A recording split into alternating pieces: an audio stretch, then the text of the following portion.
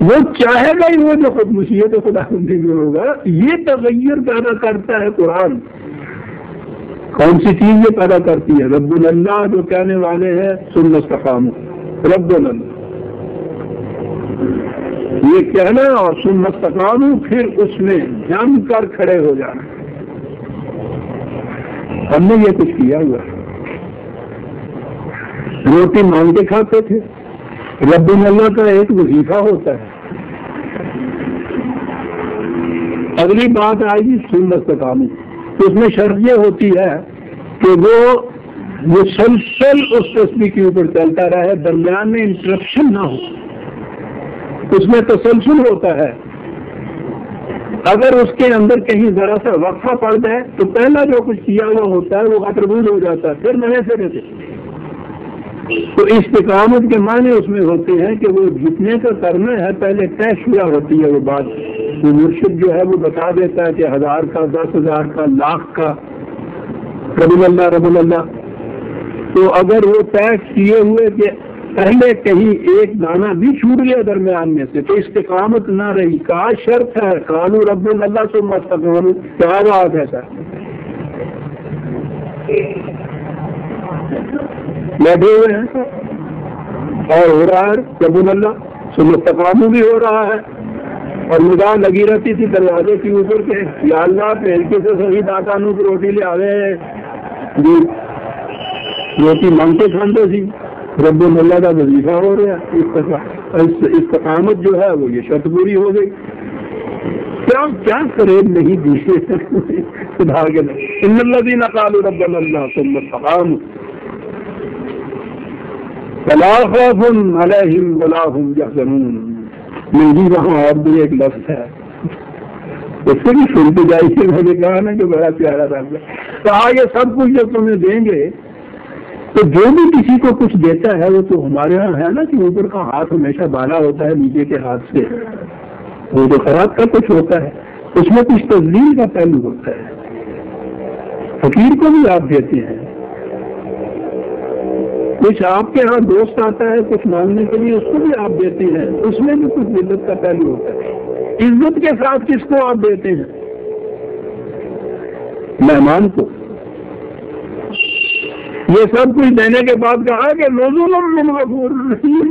یہ ہماری مہمانداری تمہاری ہوگی سر، تم ہمارے مہمان ہوگے. کہ کہیں ذہن میں یہ بات نہ آ جائے کہ مانگ کے کھا رہے ہیں، وہ خیرات کے طور پہ دے رہا ہے. خدا کے حضور بھی تذلیل نہیں ہو رہی انسان کی. خدا کا مہمان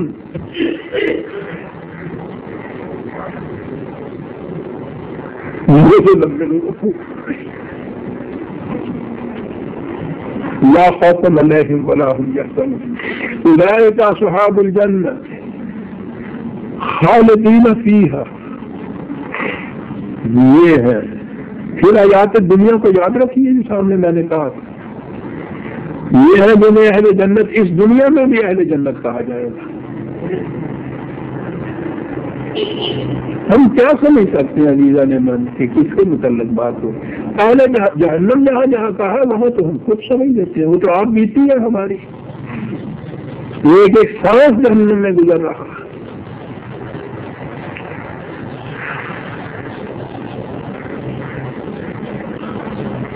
یہ ہے وہ جو اصحاب جنت خالدین فیہا. یہ جنت جو ہے یہ یوں ہی بھیک منگوں کی طرح خیرات کے طور کے اوپر عارضی طور پہ یوں ہی دی گئی. خالدین فیہا. جب تک استقامت ہوگی رب اللہ کی یہ جنت چھینی نہیں جائے گی تم سے. دوامی پٹا لکھ کے دے دیا. شرط وہی ہے قالوا ربنا اللہ ثم استقاموا. اس میں استقامت میں فرق آیا جنت چھینی اور پھر چھینی اس طرح سے جیسا کہ ہمارے اس پہلے افسانے میں ہے کہ آدم کو دھکا دے کے جو وہاں سے نکالا ہے پھر وہ دوبارہ بتھیرا ہی توبہ کلا کیتا ہوں کتنی وہاں توبہ ہے سب کچھ ہے.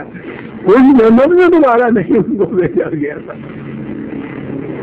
کہاں اس راستے سے آنا ہوگا رب اللہ ثم استقاموا کے راستے سے پھر آؤ گے.